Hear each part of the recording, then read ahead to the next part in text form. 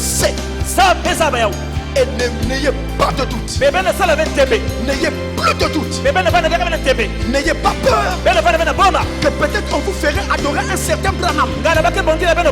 Parce que là dehors les gens disent n'allez pas là-bas. Là-bas ils adorent un homme. Vous voyez que nous n'adorons pas un homme. Quand vous arrivez, vous voyez bien que nos prières sont adressées au nom de Jésus-Christ. Et moi je vous dis que le Dieu que nous adorons, c'est le Seigneur Jésus-Christ.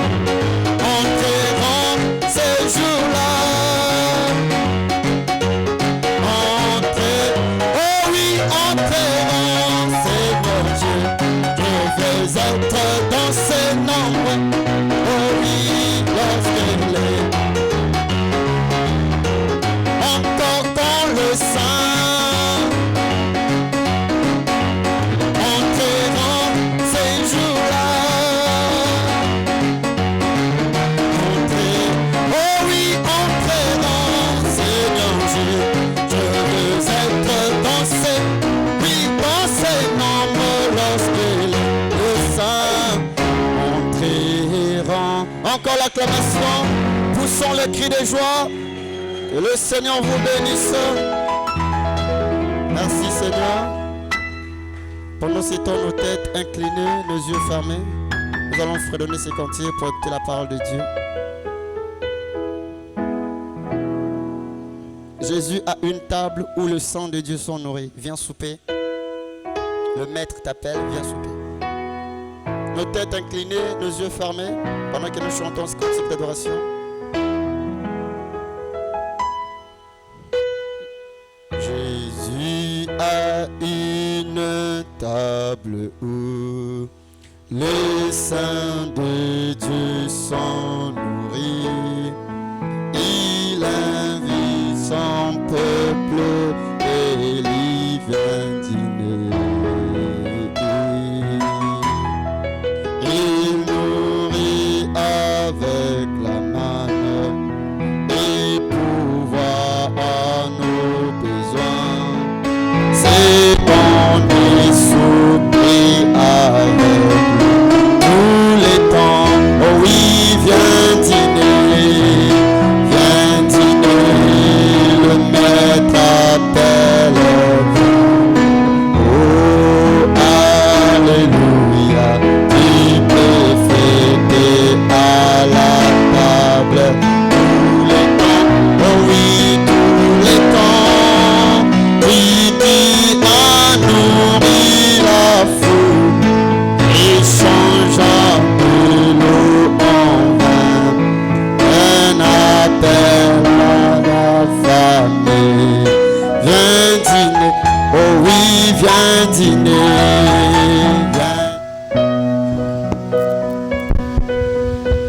Dieu notre Père Céleste, c'est par ta grâce et par ton amour que nous sommes rassemblés. Nous voulons bénir ton nom, parce que nous accorde la grâce d'être autour de ta parole encore.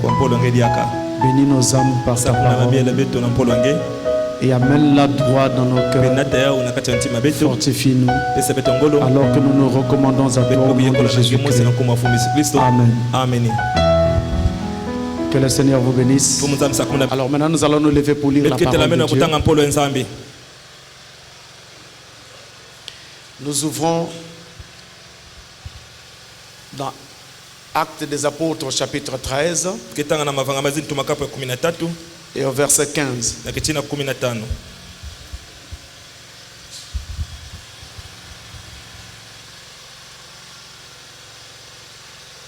Actes des Apôtres chapitre 13 verset 15. Ensuite nous allons lire dans Exode au chapitre 20 verset 1 à 3. Nous lisons au nom du Seigneur. Acte 13 le verset 15. Après la lecture de la loi et des prophètes, les chefs de la synagogue leur envoyèrent dire: Oh mon frère, si vous avez quelque exhortation adressée au peuple, à adresser au peuple, parlez. Amen. Dans Exode maintenant, au chapitre 20 et du verset 1 au verset 3. C'est ce qui constituera la leçon d'aujourd'hui. Alors Dieu prononça toutes ces paroles en disant: Je suis l'Éternel ton Dieu, qui t'ai fait sortir du pays d'Égypte, de la maison de servitude. Tu n'auras pas d'autre Dieu devant ma face. Amen. Que Dieu bénisse sa parole. Merci.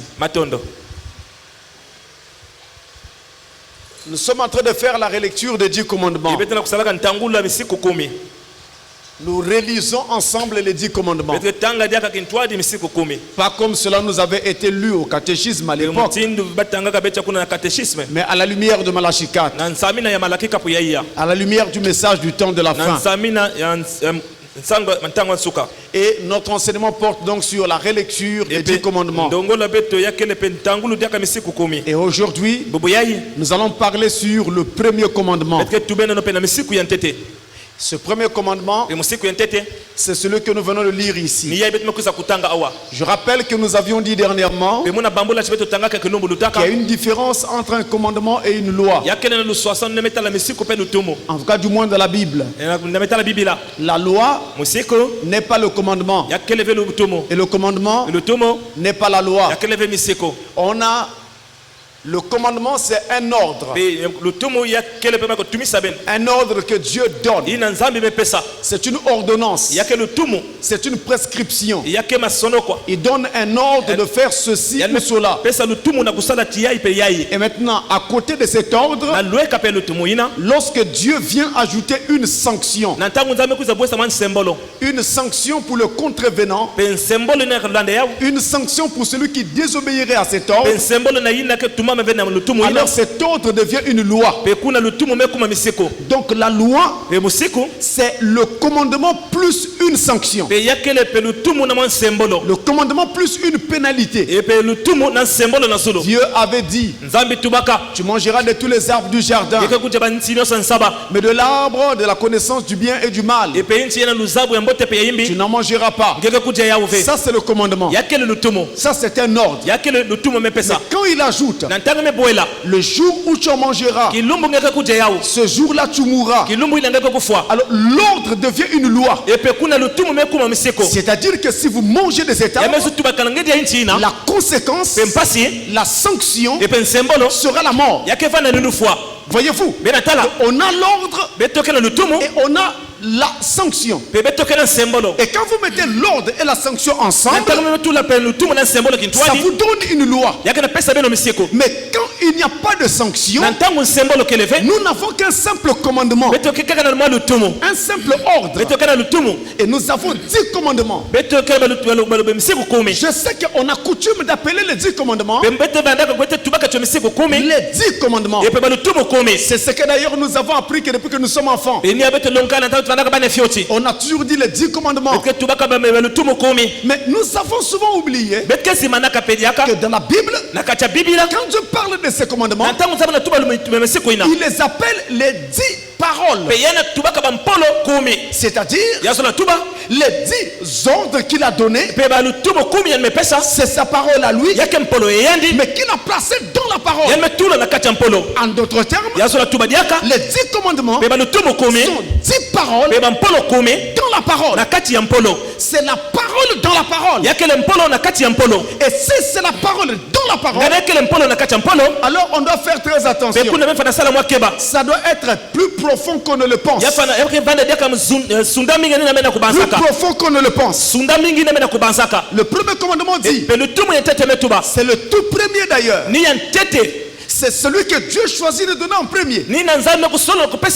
Il dit, je suis l'Éternel ton Dieu qui t'a fait sortir du pays d'Égypte, de la maison de servitude.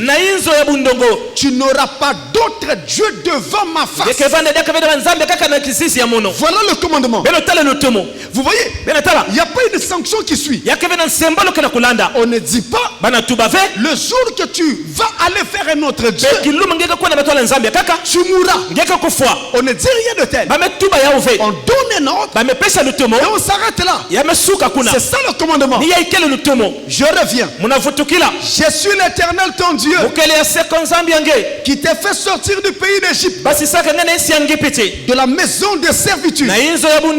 Tu n'auras pas d'autre Dieu devant ma face. Voilà le commandement.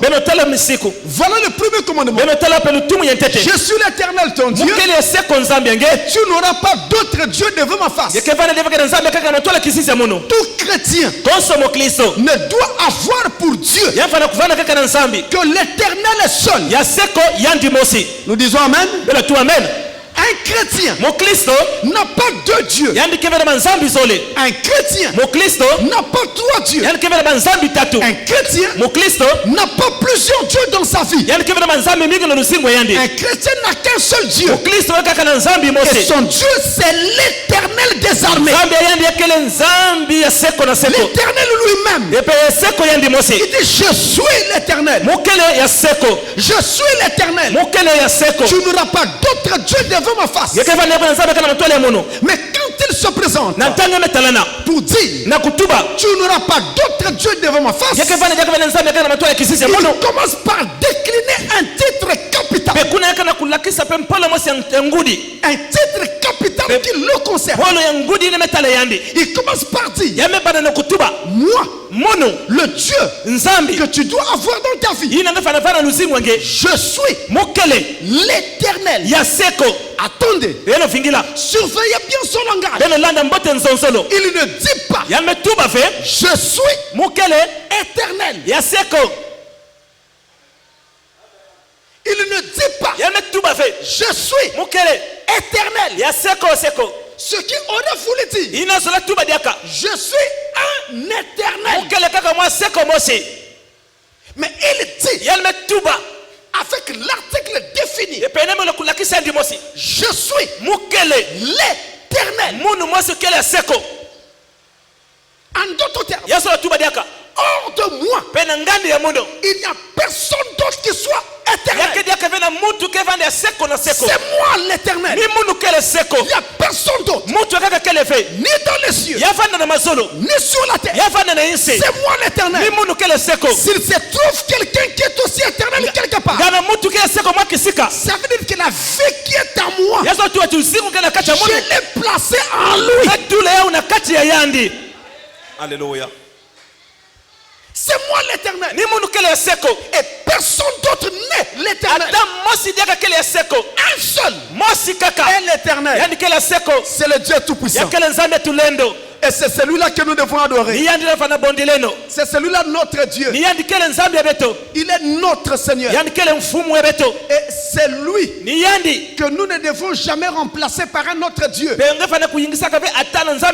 Et je voudrais que ce tabernacle sache, quand vous quittez vos maisons, vous venez adorer ici, que nous n'avons qu'un seul Dieu que nous adorons.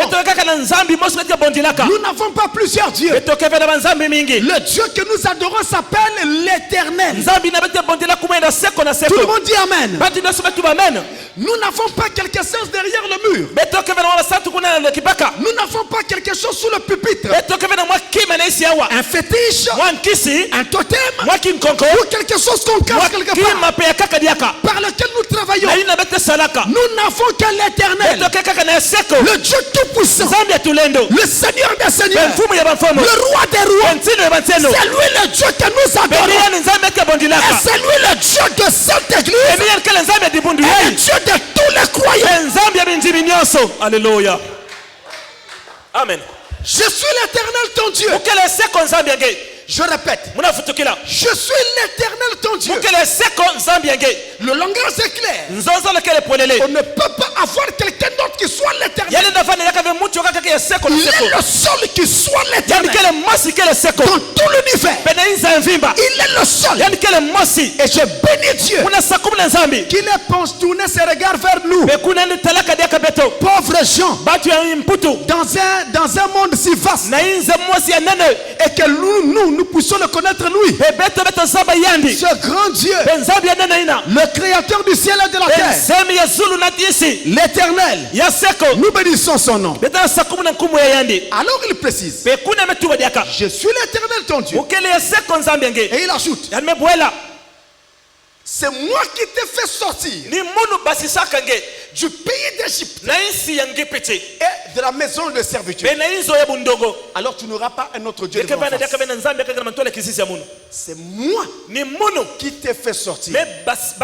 Ceux qui sont sortis ne doivent avoir qu'un seul Dieu. Ceux qui ont quitté l'Égypte ne doivent avoir qu'un seul Dieu. C'est l'Éternel. Tu n'auras pas d'autre Dieu devant ma face. Écoutez-moi très bien maintenant. Si l'Éternel est notre Dieu et que devant sa face il n'y aura pas d'autre Dieu, parce qu'avant lui il n'y avait pas de Dieu, après lui il n'y aura pas de Dieu. Il est et il demeure Dieu. Qu'y a-t-il? Pourquoi commence-t-il par donner ce commandement? Pourquoi commence-t-il par ce commandement qui consiste à dire aux gens que c'est moi que vous devez adorer? Je suis l'Éternel ton Dieu. Le mot Dieu signifie un objet d'adoration, quelque chose qu'on adore. Il commence donc par dire, c'est moi que vous devez adorer. Tenez, dans Ésaïe chapitre 1, verset 1 à 4, il est dit, prophétie d'Ésaïe, fils d'Amoz, sur Juda et Jérusalem, au temps d'Osias, de Jotam, d'Akaz, d'Ézéchias, roi de Juda. Cieux, écoutez, terre, prête l'oreille, car l'Éternel parle. J'ai nourri et élevé des enfants, mais ils se sont révoltés contre moi. Le bœuf connaît son possesseur, et l'âne la crèche de son maître. Israël ne connaît rien. Mon peuple n'a point d'intelligence.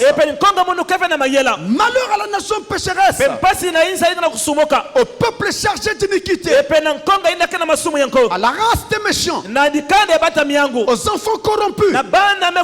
Ils ont abandonné l'Éternel. Ils ont méprisé le Saint d'Israël. Ils se sont retirés en arrière. Le bœuf connaît son possesseur. L'âne connaît la crèche de son maître. Mais les hommes que j'ai créés m'ont oublié et m'ont abandonné. Moi l'Éternel et moi leur créateur. Il dit, même un animal connaît à qui il appartient. Et ce qu'il dit est vrai. Ça peut se vérifier même chez nous. Vous verrez que si vous avez un poulailler, le soir, vous laissez la porte du poulailler ouverte. Les coqs vont venir rentrer seuls le soir. Ils connaissent que c'est là qu'ils doivent être. Si vous avez un endroit où vous gardez vos animaux, la journée vous les laissez libres. Le soir, vous verrez les animaux venir rentrer seuls. Ils connaissent leur bergerie. L'animal connaît à qui il appartient. Mais l'homme a oublié le Dieu à qui il appartient. Et Dieu savait que l'homme oublierait à qui il appartient. Tout au long de l'histoire. C'est pourquoi il a commencé par donner son commandement. Tu n'auras pas d'autre Dieu devant ma face. Car avant moi il n'y avait pas de Dieu. Après moi il n'y aura pas de Dieu. Ce que les gens appellent Dieu n'a rien de Dieu là-dedans. Regardez, tenez même un fétiche. Lorsqu'il faut se déplacer, le propriétaire du fétiche doit l'emballer, mettre dans sa valise ou dans sa poche pour se déplacer avec. Le fétiche n'a pas de pied. Il ne peut pas se déplacer seul. Il n'a pas de voix. Il ne peut pas parler. Voilà pourquoi on ne peut pas prendre ces choses pour des dieux. Il n'y a pas de vie là-dedans. C'est vrai. Ça fait des grimaces. À partir de l'esprit qu'on met sur le fétiche, le démon qui accompagne l'objet. Alors nous voyons des signes se produire. Nous voyons des objets bouger. On se dit que notre fétiche est puissant. Mais nous oublions que ce n'est qu'un objet qu'on peut mettre au feu. Ce qui fait la force de cet objet, c'est l'esprit qu'on met sur l'objet. Et cet esprit est un démon. Oh, ce démon est une créature de Dieu. Avant qu'il ne soit démon, il était un ange auprès de Dieu. Et c'est sa chute qui a fait de lui un démon. Il n'a pas la même force et la même puissance que le créateur. Au lieu d'adorer la créature, pourquoi pas adorer le créateur lui-même? Alléluia. Amen. C'est pourquoi il dit, je suis l'Éternel. Vous n'aurez pas un autre Dieu devant ma face. C'est moi seul qui dois être votre Dieu. Alors nous savons que le souhait, la volonté et l'ordre de Dieu, c'est que nous n'ayons pas un autre Dieu devant sa face. Et que nous le reconnaissons lui comme le seul véritable Dieu. Il dit qu'il est l'éternel. Alors qui est l'éternel? Suivez-moi bien. Nous allons droit au but. Dans 1 Jean chapitre 5, le verset 20. 1 Jean chapitre 5, verset 20.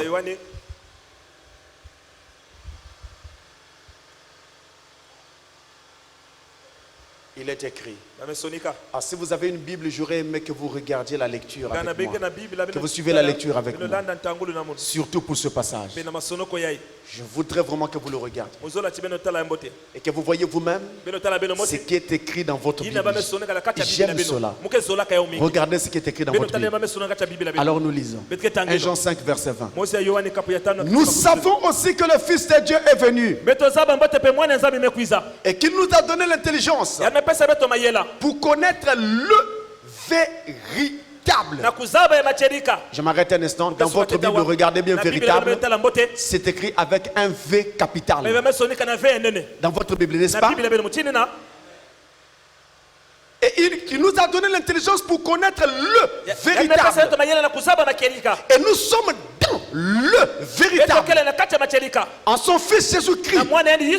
C'est lui qui est le Dieu véritable et la vie éternelle. Amen. Vous voyez ça? C'est sans équivoque. Noir sur blanc dans vos Bibles.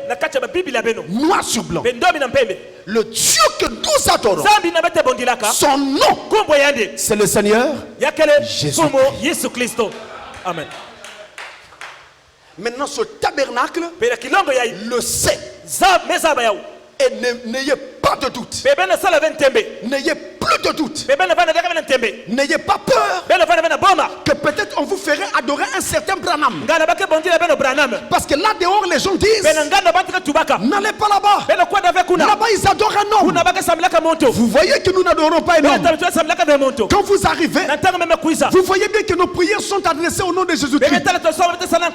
Et moi je vous dis que le Dieu que nous adorons, c'est le Seigneur Jésus-Christ. Amen. Dans l'Ancien Testament, on l'appelait Jéhovah. Dans le Nouveau Testament, on l'a appelé Jésus. Quel est le lien entre les deux? Voici le lien, mes frères. À l'époque de l'Ancien Testament, afin que Jéhovah ne soit même Jéhovah, Genèse 1 verset 1 déclare: au commencement, Dieu créa les cieux et la terre. Bereshit bara Elohim. Dans la Bible hébraïque, à la place du mot Dieu, on utilise le mot Elohim pour dire au commencement Dieu créa. Dieu. Ils utilisent le mot Elohim. Ils n'utilisent pas le mot Jéhovah. Elohim signifie celui qui existe par lui-même. Il n'a pas de commencement. Il n'a pas de fin. Il est éternel. Et Elohim, c'est la grande pensée qui était avant le commencement. La Bible dit au commencement était la parole. Mais avant le commencement, il y avait quoi? Avant que je ne parle, il faut que je pense d'abord. Avant la parole, il y a la pensée. Et Elohim était cette pensée avant le commencement. C'est la grande pensée éternelle. La grande fontaine d'amour. Avant que le monde ne fût créé, tout était vide. Dans ce vide, il n'y avait rien. Mais dans ce rien, il y avait quelque chose. Il y avait un être éternel. Le grand Elohim. En lui, il y avait plusieurs fonctions. plusieurs attributs. Il voulait être Dieu. Mais Dieu signifie objet d'adoration. Il fallait qu'il y ait des gens pour l'adorer. Rien n'était encore créé. Il voulait être père. Mais pour être père, il faut que tu aies un fils qui t'appelle père. Mais rien n'était encore créé. Il voulait être le maître de tout. L'Israël, Rose de Saron, Jéhovah Rapha, l'éternel qui guérit. Mais pour être l'éternel qui guérit, il fallait qu'il y ait quelqu'un qui soit malade. Il voulait être sauveur. Mais il n'y avait pas moyen d'être sauveur parce qu'il n'y avait pas de pécheur. Il fallait donc créer d'abord. Alors il y a une conférence dans les cieux. Elohim, avec tous ses attributs, c'est une conférence. Et il pose la question: lequel de vous dois-je manifester le premier? La tribu fils dit moi. La tribu Elohim dit plutôt. L'Israël dit c'est moi. Chaque tribu dit c'est moi. Moi. Il dit non. Je vais choisir quel attribut. Quel attribut peut-il? Il prit l'attribut parole. Alors, c'est pourquoi il est écrit: au commencement était la parole. De tous les attributs de Dieu, la parole sortit le premier. Et tous les autres attributs rentrèrent dans la parole pour les soutenir dans son action. Et la parole se mit à créer le monde. C'est pourquoi il est écrit: tout ce qui a été fait par elle, la parole. Et rien de ce qui a été fait n'a été fait sans elle. La parole. Après on va dire: et la parole a été faite chair. Alléluia. Vous voyez la parole qui était au commencement. Elle s'est faite chair. Et nous avons contemplé sa gloire, comme la gloire du Fils unique venu du Père. C'était Jésus. Voilà comment est-ce que nous sommes partis d'Elohim à Jésus. Dans l'Ancien Testament, quand il a créé Adam, il est devenu un père. Il y avait un Adam pour l'appeler fils.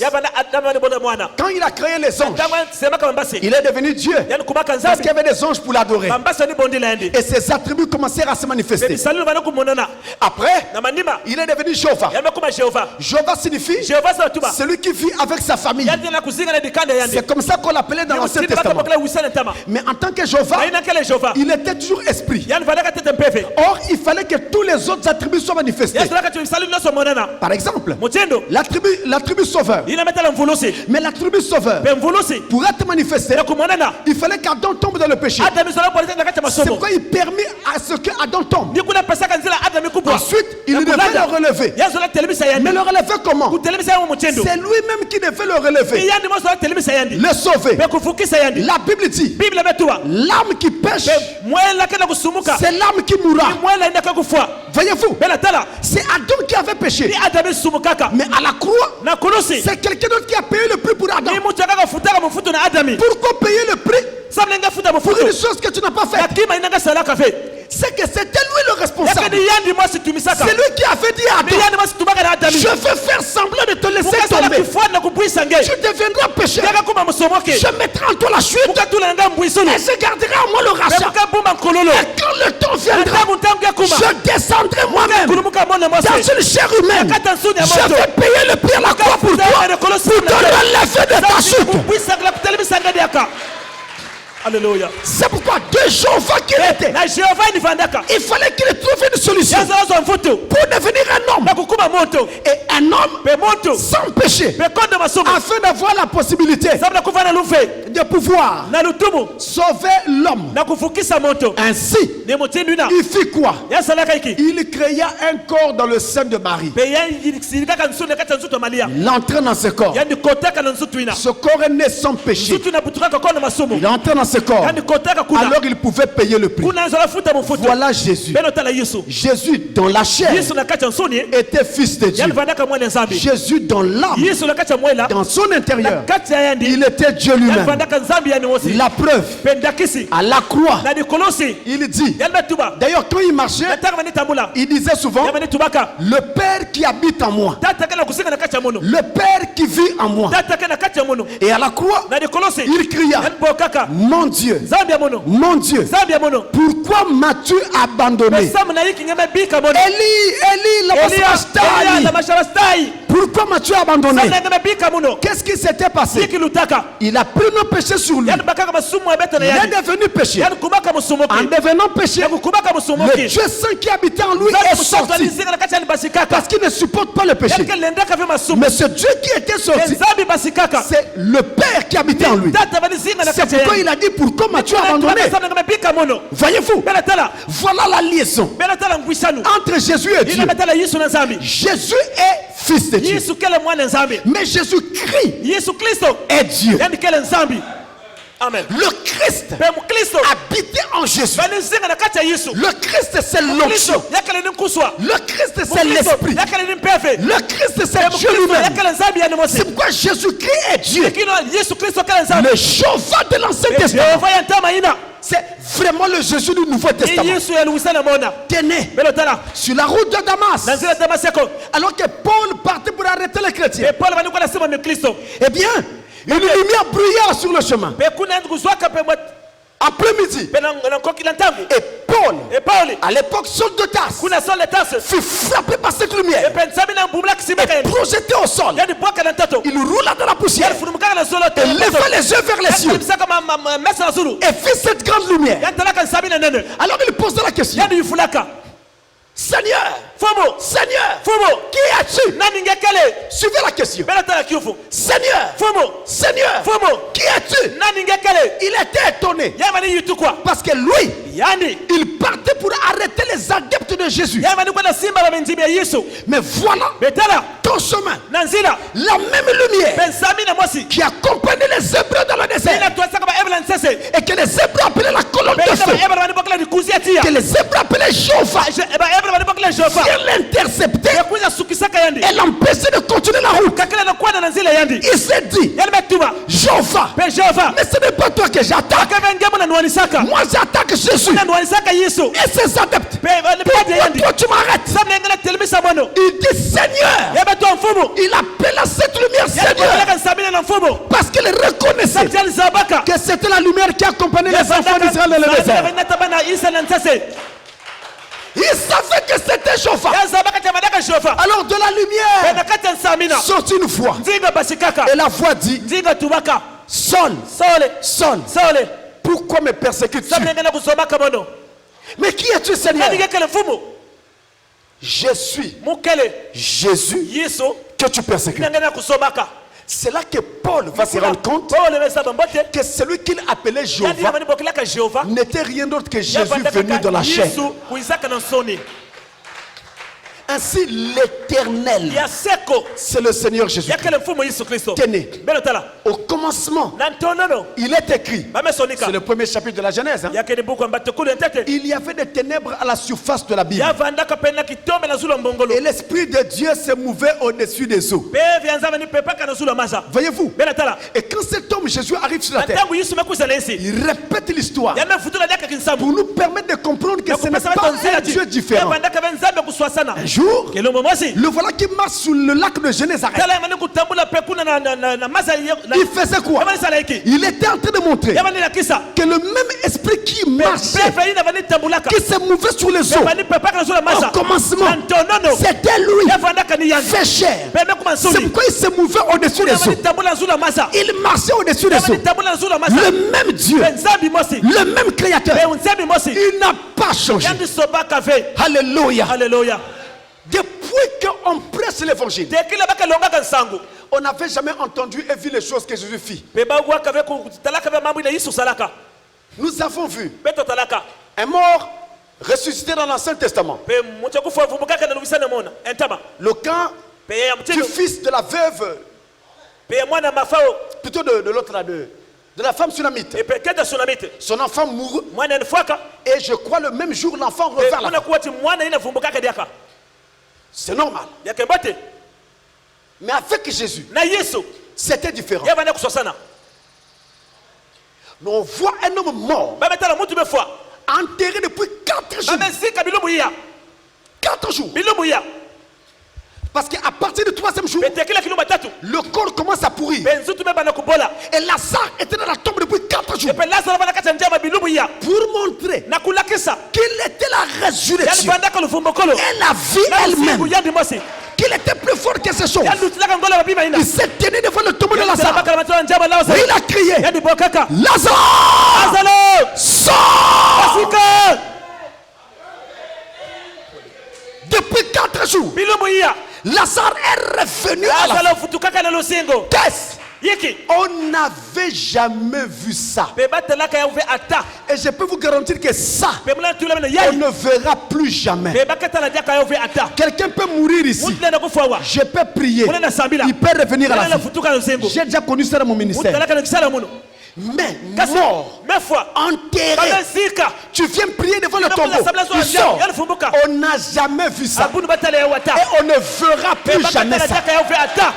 Ça, ce n'est que Dieu Ya kale kaka nzambe. lui-même qui veut faire cela. Yani masala sala yao. Personne d'autre. Mucho kaka fe. Il n'y a que Dieu. Kaka ni nzambe ya mosi. Les paralytiques qui marchent, Bebi kata kata mbulaka. les aveugles qui voient, Pampa faka talaka. ça, beaucoup de serviteurs de Dieu, Mingi wabisa na nzambe mingi. avec l'esprit de Dieu, Bena pe ya nzambe. le font. Baka salaka yao. Mais quelqu'un Mais mort, mutu mefwa. enterré, Bamesika. depuis 4 jours, et vous ramenez à la vie. Beka futula lusingo. Il n'y a que Jésus qui l'a Kaka ni fait. Yesu salaka yao. Et on ne verra plus jamais Beba kata ça. na jaka ya uve ata.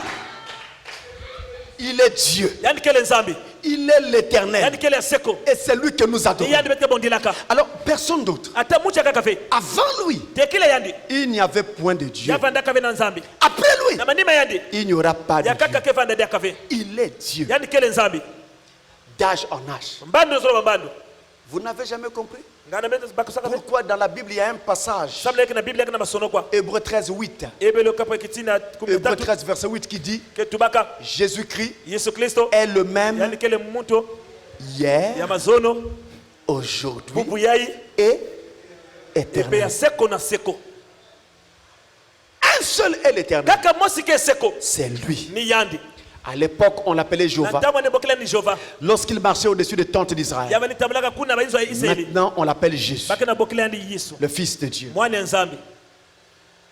par lequel nous avons été sauvés Na ya ubeto vukaka. et par lequel Na nzile yandi. nous allons rentrer Ebete kote no. au ciel. Bete kote no na zulu. Et notez encore un passage très Beno tika capital. yaka mwa masono kwa kaka. C'est Jean 8, Ya kele Yohane kapo enana. le verset 58. Na kitina makumi tano na inana. Jean chapitre 8, Yohane kapo enana. le verset Na 58. kitina Il était en discussion avec les pharisiens kuna bani zodaka na mafaliso. et il dit aux pharisiens, Ya betuma na mafaliso. votre père Abraham vit mon jour. Abala betalaka kilumbu ya mono. Et quand il le vit, Na tanga talaka mono. il est tressailli de joie. Pe yani yangalaka. Les pharisiens dirent, quoi? Mafaliso metwa iki. Tu n'as même pas encore 50 Yeke ans bena bamvula makumi tano. et tu dis que tu as déjà vu Abraham Tubaka chikata abalami. alors que tu n'as pas encore 50 Yeke ans. bena bamvula makumi tano. Vous voyez, l'onction qui était sous sa vie Kuswa vandaka na yandi. lui donnait l'aspect d'un homme de 50 ans. Bani pesa nikifanya moto makumi. Mais il était encore dans la trentaine. Kuna vandaka bamvula makumi Il tatu. n'avait pas encore 50 Ya ans. vandaka na bamvula makumi Mais tano. on le compare déjà à quelqu'un Bana de 50 50 ans. bamvula makumi tano. Mais notez qu'on dit, Baba tuwa. comment toi tu dis que tu as vu Abraham Tindu ngatubaka ngata la alors abalami. que tu viens de naître il y a à peine 30 Awa ans? kama kuza kuputula bamvula makumi. Tu as vu Abraham comment? Wa mtindu ngata la abalami. Écoutez sa réponse. Bena kwa mvuto yandi. Jean 8, verset 58. Bemvula na kitina Jésus leur dit, Yesu betubila bao. en vérité, Na makedika. en vérité, Na makedika. je vous le dis, Muna tubila beno. avant qu'Abraham fût, Tekila abalami vanda. je suis. Pe mukele. Amen. Avant qu'Abraham fût, Tekila abalami vanda. je suis. Pe mukele. Pas j'étais, Pe muvanda kafe. je suis. Pe mukele na tangu yai. Toujours au présent. Pe kaka na tangu yai. Jamais. Hier. Atako pe Toujours masono au présent. kaka na tangu yai. Je suis. Mukele. Mais rappelez-vous Bena babuka. que lors de la commission de Moïse, Bena tangu pe lutuma Mose. Moïse posa la question. Pe Mose yufulaka. Quel est ton nom, Seigneur? Kumbu angana ni fumo. Les enfants hébreux Babana ba ebelo. me demanderont, Pe kai fula na muno. quel est le nom du Dieu qui t'envoie? Wapi nkumbu ya nzabi na mefilisange. Que leur dirais-je? Mukatubila ba wiki. Jésus, Yesu. plutôt, la voix ou l'ange qui parlait avec lui dans le buisson, le buisson ardent, lui dit, tu leur diras, celui qui s'appelle je suis m'a envoyé. Celui qui s'appelle je suis m'a envoyé. C'est le nom qui fut donné à Moïse dans l'Ancien Testament. Exode 3. Voilà que plusieurs années plus tard, on voit quelqu'un qui vient et qui dit, avant même qu'Abraham ne soit, moi, je suis. En d'autres termes, j'étais avant Abraham, j'étais en Abraham, et je suis après Abraham, et je serai toujours. Qui est cet homme qui est toujours là, qui est toujours au temps présent, qui ne change pas? S'il ne change pas, donc il voit beaucoup de générations passer devant lui. S'il ne passe pas et ne change pas, il voit les générations s'écouler, des jours s'écouler. C'est pourquoi dans la Bible on l'appelle encore l'ancien des jours. Amen. L'ancien des jours, parce qu'il est toujours présent. Il voit tout ce qui se passe de génération en génération. Il est là. Et dans notre génération aussi il est là. Il ne change pas. L'ancien des jours, le je suis, le Seigneur Jésus-Christ. Frère Madame dit, il est omnipuissant, omniprésent, omnipotent et omniscient. Je répète, il est omnipotent, omniprésent et omniscient. Les trois à la fois. Omnipotent, ça veut dire qu'il est tout puissant. Ça, il peut aussi donner à un homme. Quand on a vu qu'en Égypte, Moïse était tout puissant. Il faisait des choses comme s'il était Dieu. Il appelle des mouches, ça apparaît. Il appelle les ténèbres, ça arrive. Ça, il peut donner à un homme.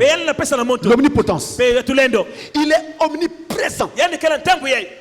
Omniprésent, c'est une faculté d'ubiquité. Faculté d'être présent partout à la fois. Ça, aucun homme ne peut l'être. Aucun. Il n'y a pas un humain sur la terre qui peut être présent partout à la fois. Ça n'existe pas.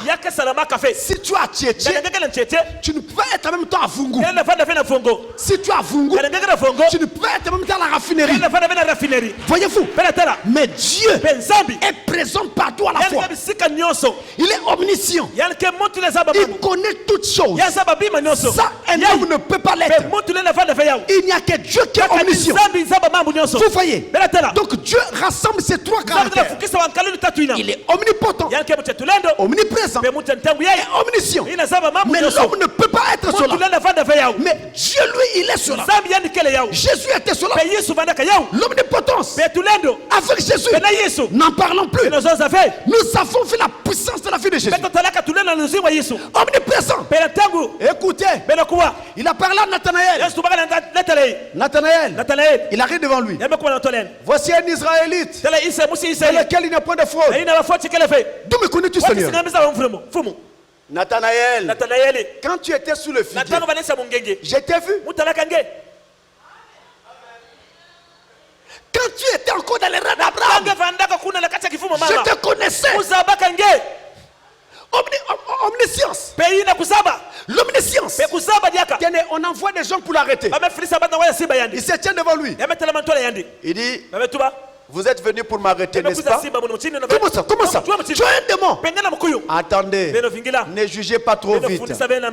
Ne m'accusez pas d'être un démon alors qu'il y a un grand péché qui se cache dans votre cœur. Quel péché? Mais vous êtes venu pour m'arrêter. Toi, tu es le diable en toi. Il connaissait toutes les choses. Ça, un homme ne peut pas l'être. Un homme peut connaître quelque chose. Une chose ou deux ou trois que Dieu veut lui révéler sur quelqu'un ou sur la vie. Mais pas tout ce qui se passe dans l'univers. Quand il était encore un bébé et qu'il pleurait dans la crèche, eh bien le bébé qui pleurait là, c'était quand même le grand Jéhovah en train de contrôler tout l'univers. Malgré qu'il était encore bébé, Il est Dieu. Je répète, il est Dieu. Est-ce que ce tabernacle dit Amen? Nous aimons Jésus. Vous dites Amen? Et c'est lui que nous adorons. Vous dites Amen. Et jamais nous ne changerons de Dieu. Vous dites Amen. Dans ma maison et dans ta maison, on ne doit pas avoir de fétiches, pas de totems, pas de bougies, pas de bouteilles, pas ceci ou cela. Nous n'en voulons pas. Ce sont des fétiches, des totems, des démons. Nous voulons le Créateur.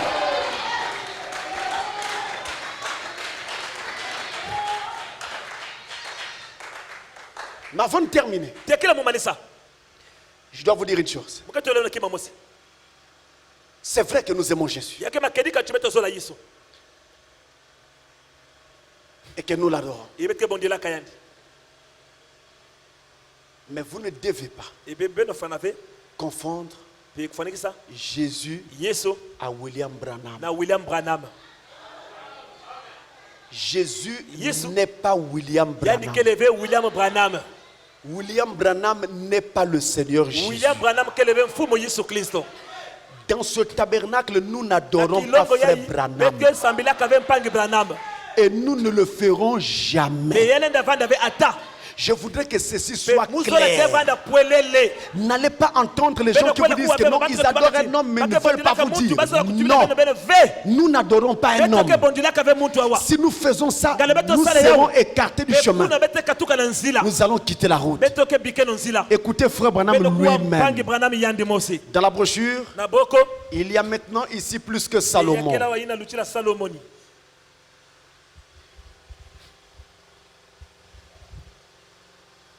Il y a maintenant ici plus que Salomon. Prêché le 6 mars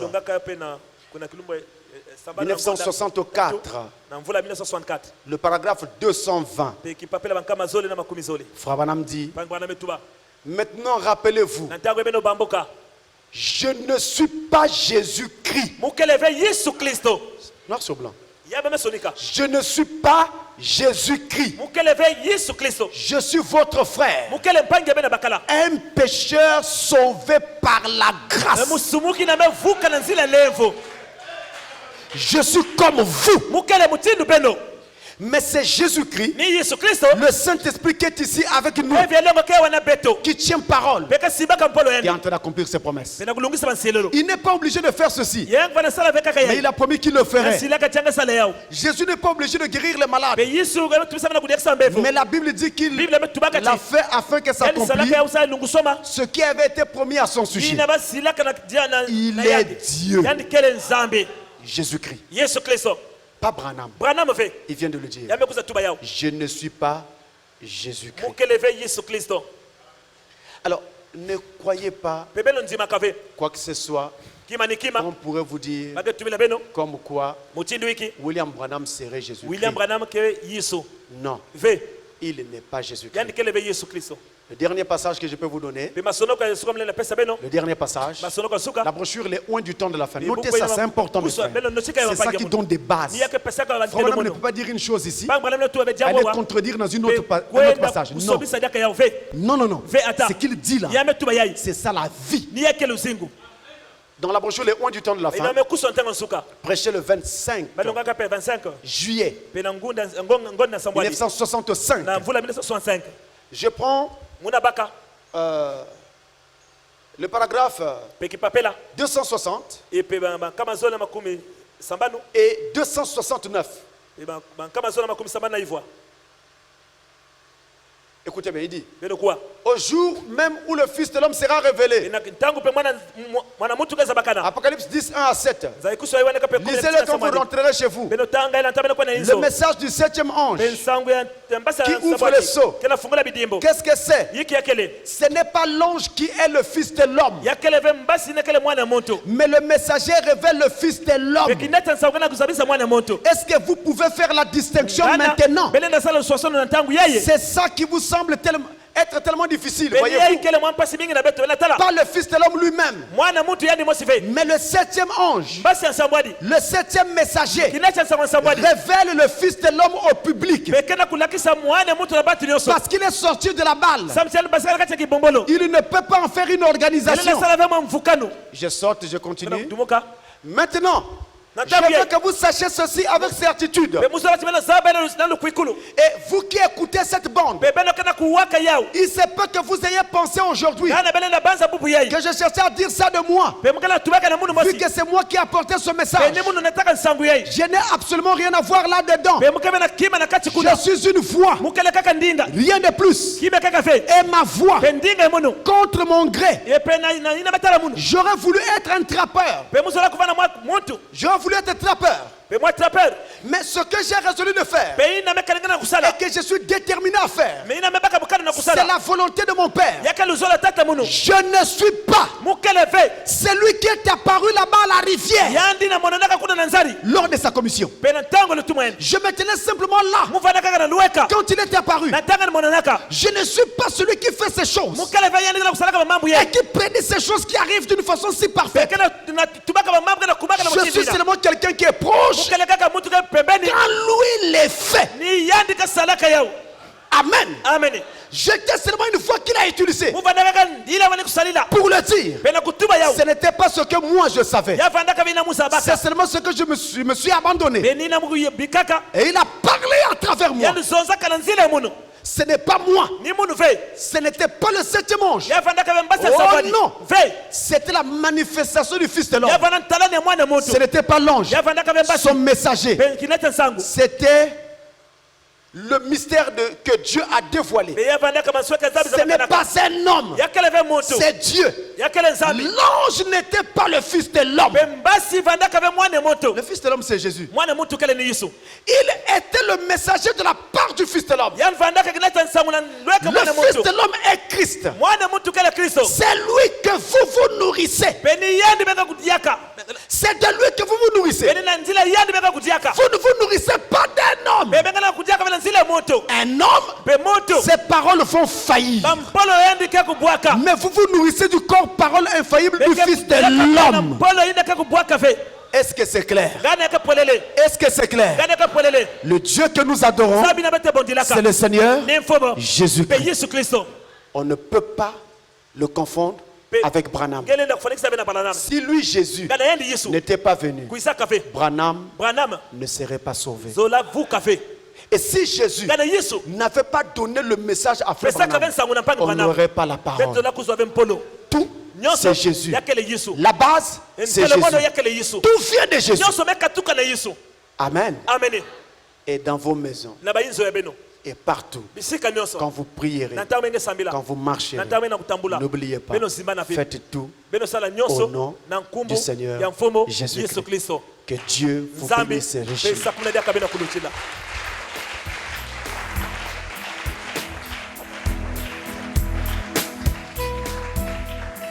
Alors, nous allons incliner nos têtes pour nous remettre au Seigneur. Il n'y a qu'un seul Dieu. C'est le Seigneur Jésus-Christ. Nous invitons le pasteur Audrey qui va prier pour nous.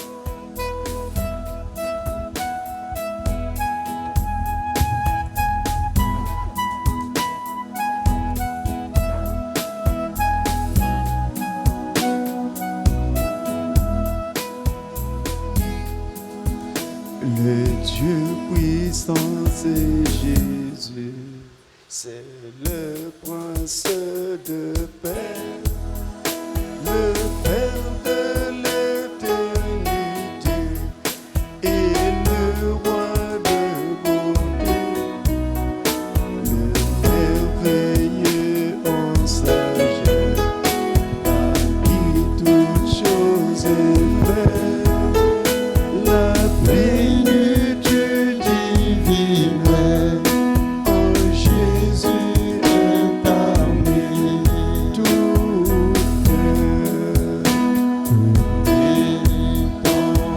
lui, tout est en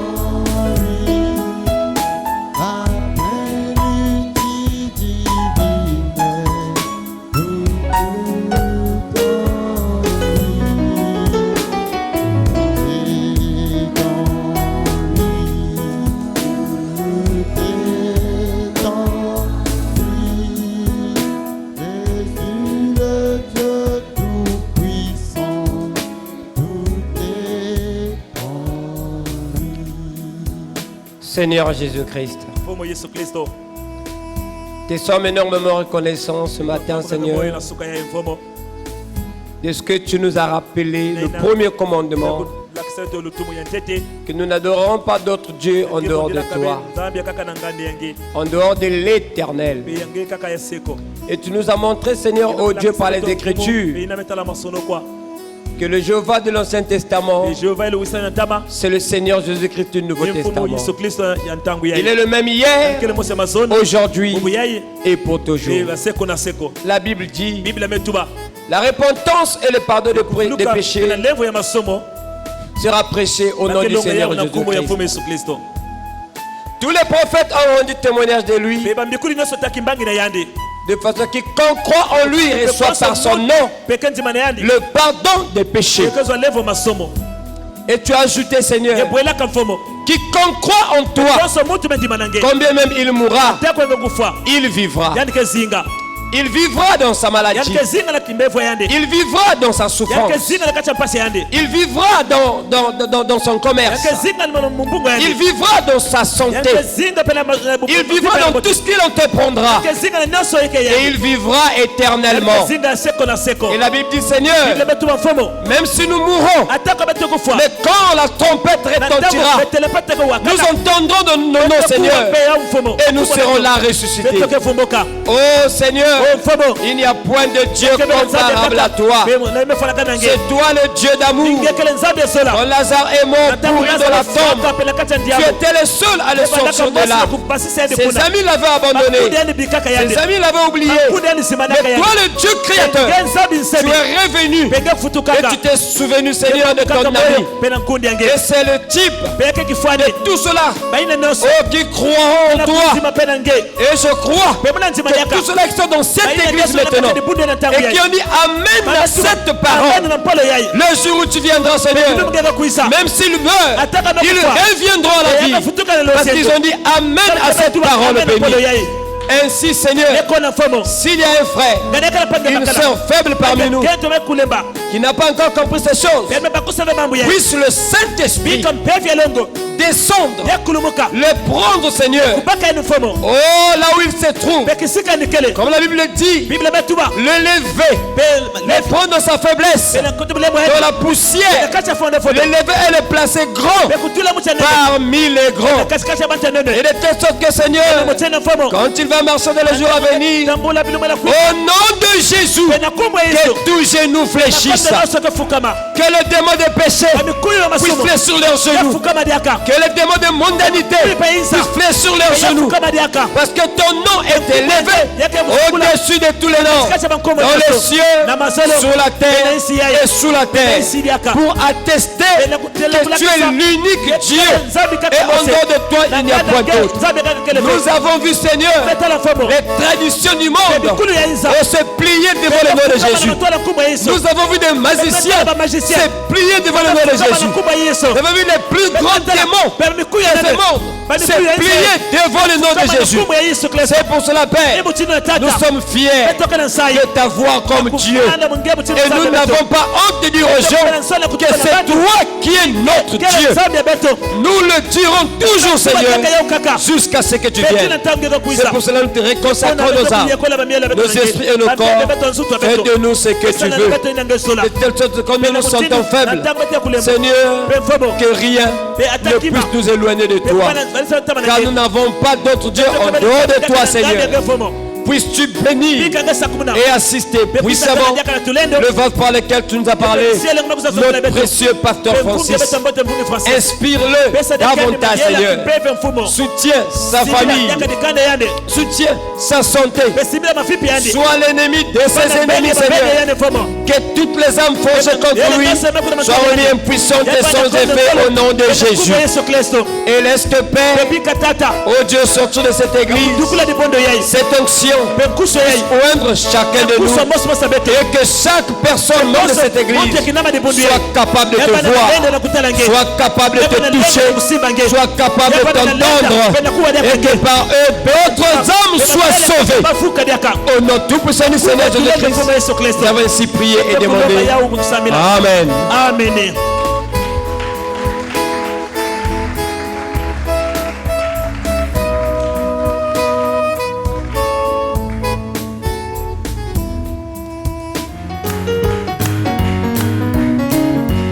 je me réjouis nuit et jour, comme je marche en pèlerin, car dans toute ma vie je vois la main de Dieu.